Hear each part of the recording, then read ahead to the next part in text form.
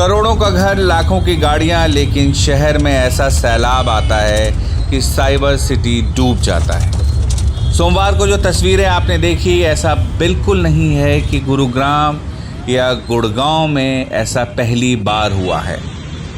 नाम बदलने से क्या होता है, शहर के हालात तो आज तक नहीं बदले हैं। हर साल बारिश में यही सब होता है। पहले बारिश में शहर का ये हाल एक या दो बार होता था। अब जितनी बार बारिश होती है, हर बार ये शहर थम जाता है। डूबती गाड़ियाँ, लंबा जाम, घर में घुसता पानी। इसकी आदत यहाँ के लोगों को अब होने लगी है। ये वो शहर है जहाँ अब करोड़ से कम में कोई घर नहीं मिलता। 180 करोड़, 200 करोड़, 250 करोड़ के फ्लैट बिकने की खबर सुर्खियाँ बनती है, लेकिन फिर बारिश आती है और सुर्खियाँ बदल जाती है। बारिश फिर ख़त्म होता है और लोग भूलने लगते हैं कि उन्होंने क्या कुछ झेला है।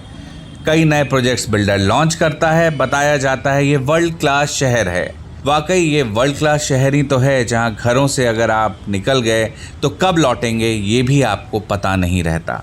सोमवार सुबह 8 बजे से शाम 5 बजे के बीच गुरुग्राम के ज़िलों में औसतन 45 मिलीमीटर बारिश दर्ज की गई, जिसमें वजीराबाद में 85 मिलीमीटर, कादीपुर और हरसूर में 80 मिलीमीटर, बादशाहपुर में 25 मिलीमीटर, सोहना में 23 मिलीमीटर, मानेसर में 22 मिलीमीटर, पटौदी में 13 मिलीमीटर और फारूक नगर में 10 मिलीमीटर बारिश हुई। बारिश ज़्यादा हुई है, ये सही है, लेकिन क्या जो जाम की तस्वीरें और चारों तरफ पानी ही पानी नज़र आ रहा है, ये पहली बार हुआ है? बिल्कुल नहीं, ये लगातार होता रहा है। कभी आपने सोचा है कि बारिश तो नोएडा में भी होती है, लेकिन ये शहर क्यों नहीं डूबता जैसे गुरुग्राम डूब जाता है? आखिर गुरुग्राम हर साल क्यों डूब जाता है? इसके पीछे कई सारी वजहें हैं जिस पर हम बात करेंगे, लेकिन गुरुग्राम की सबसे बड़ी समस्या ये है कि शहर पहले बन गया, योजना बाद में बनी, जबकि नोएडा जैसे शहरों में मास्टर प्लान बना फिर निर्माण हुआ। यही कारण है कि बारिश आने पर गुरुग्राम में पानी बह नहीं पाता, जबकि नोएडा में बारिश के पानी के निकलने के लिए पहले से इंतज़ाम है। जानकारों की माने तो इसके पीछे एक बड़ी वजह अनियोजित विकास भी है। माना जाता है गुरुग्राम का शहरीकरण इतनी तेज़ी से हुआ है कि सड़कों और बिल्डिंग का निर्माण तो हो गया, लेकिन ड्रेनेज प्लान पीछे छूट गया। कई नए कॉलोनियाँ और सेक्टर बिना बारिश के पानी की निकासी योजना के ही बन गए। जुलाई 2016 में गुरुग्राम में महाजाम लगा था। लोग सुबह निकले थे, देर रात तक घर नहीं पहुंच पाए थे। सैकड़ों लोग जाम में फंसे थे। इसके बाद सरकार ने स्थिति से निपटने के लिए ड्रेनेज और सीवरेज सिस्टम पर करोड़ों रुपए खर्च किए।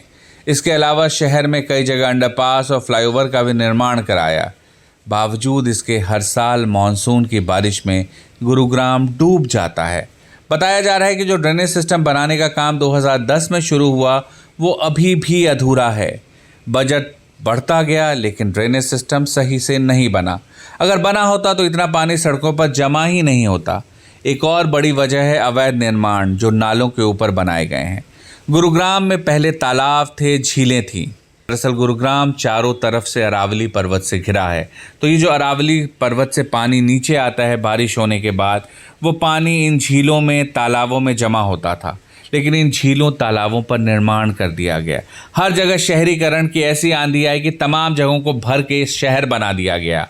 बड़े बड़े चमचमाते बिल्डिंग, लेकिन इस बीच इस बात का ख्याल नहीं रखा गया कि आखिर ये पानी नहीं निकलेगा तो फिर क्या होगा।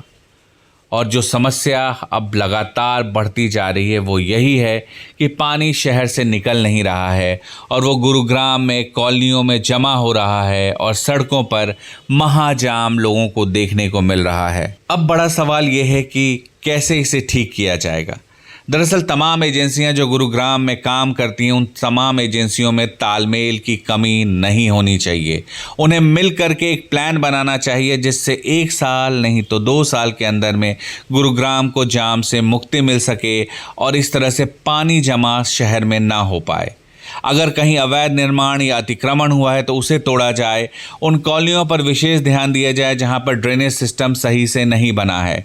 तमाम चीज़ें सही होगी तभी cyber city world class city बन पाएगा, वरना हर साल जो ये तस्वीरें आपको हम दिखा रहे हैं उसे देखने के बाद लोग इस शहर में आने से डरने लगते हैं। आपको ये वीडियो कैसा लगा हमें ज़रूर बताइएगा। आपका फीडबैक हमारे लिए बहुत मायने रखता है।